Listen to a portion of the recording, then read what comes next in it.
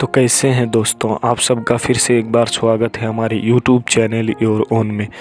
दोस्तों, कुछ वजूहात की बुनियाद पर हम वीडियो नहीं ला पा रहे थे, उसके लिए माज़रत ख़्वाह हैं, लेकिन फिर हम आपके लिए हाज़िर हो चुके हैं उर्दू ग्रामर और उर्दू कवायद के पार्ट 5 में, यानी 5वां हिस्सा और 5वां सेशन लेकर आ गए हैं आपके साथ। इसमें हम बात करने वाले हैं शब्दावली यानी अल्फाज व मानी के बारे में।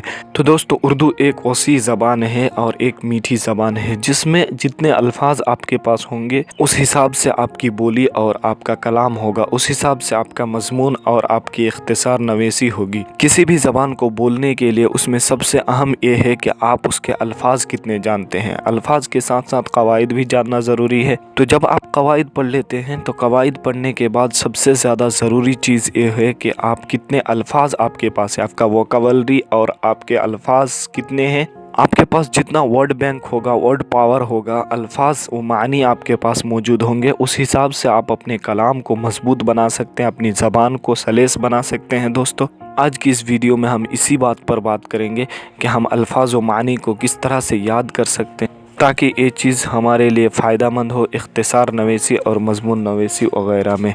और दोस्तों, उसी तरह एक अहम बात की तरफ आपको आखिर में इशारा करूँगा, इसलिए वीडियो को आखिर तक देखें और आखिर तक बने रहें।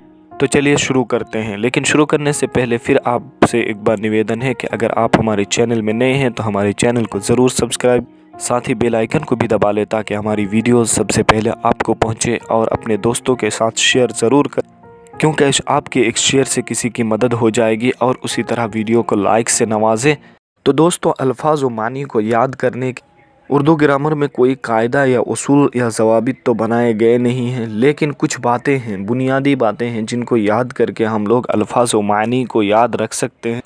आप जब भी किसी से बात करें तो उसमें उर्दू अल्फाज का इस्तेमाल कसरत से करें, और उसमें ख्याल रखें कि जो अल्फाज आप याद कर रहे हैं या जो अल्फाज आपके जहन में मौजूद है, उन अल्फाज को इस्तेमाल करने की कोशिश करें। इससे क्या होगा कि जो अल्फाज आप याद करते हैं या जिन अल्फाज को आप दोहराना चाहते हैं, जिन अल्फाज को आप बोलना चाहते हैं और याद करना चाहते हैं, वो अल्फाज आपको याद रहेंगे, अज़बर रहेंगे। इस तरह से आप उन अल्फाज को अपने जहन में महफूज रख सकते हैं, और इस तरह के अल्फाज को इस्तेमाल करने से वो अल्फाज हमेशा आपको याद रहेंगे, और उसको जब भी इम्तिहान में इख्तिसार नवेसी या मजमून नवेसी या मानी पूछे जाएंगे तो आप आसानी से कह सकते। दूसरी जो अहम बात है दोस्तों इस सिलसिले में, वो ये है कि आप जब भी कोई बात करें तो उस बात में कसरत से उन अल्फाज का इस्तेमाल क्या, जो अल्फाज नादिर हैं, यानी जो अल्फाज इस्तेमाल नहीं होते हैं, अक्सर वो अल्फाज इस्तेमाल नहीं होते हैं लेकिन वो उर्दू के अल्फाज।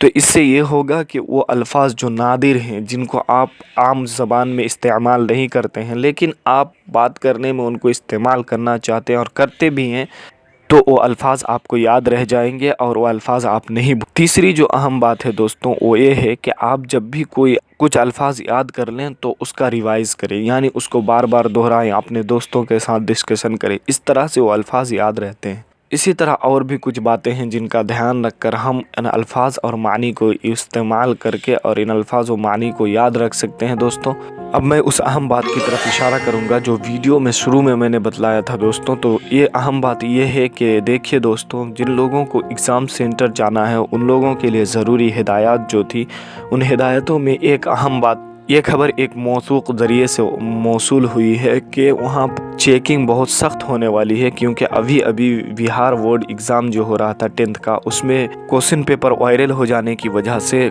एग्ज़ाम को टाल दिया गया है। लेकिन इस इम्तिहान में काफ़ी टाइट होने वाला है, इसलिए आप लोगों से गुजारिश की चीज़ें जिसकी वजह से आप शक के दायरे में जाएं, उन तमाम चीज़ों से परहेज़ करें और उन तमाम चीज़ों को ले जाने से बचें ताकि आप महफूज रहें और इस इम्तिहान को देकर कामयाब हो जाएं। दोस्तों, तो आई होप आपको ये वीडियो पसंद आया है। अगर पसंद आया है तो लाइक करें, अपने दोस्तों के साथ शेयर करें। फिर मिलेंगे एक नए वीडियो के साथ, तब तक के लिए खुश रहें।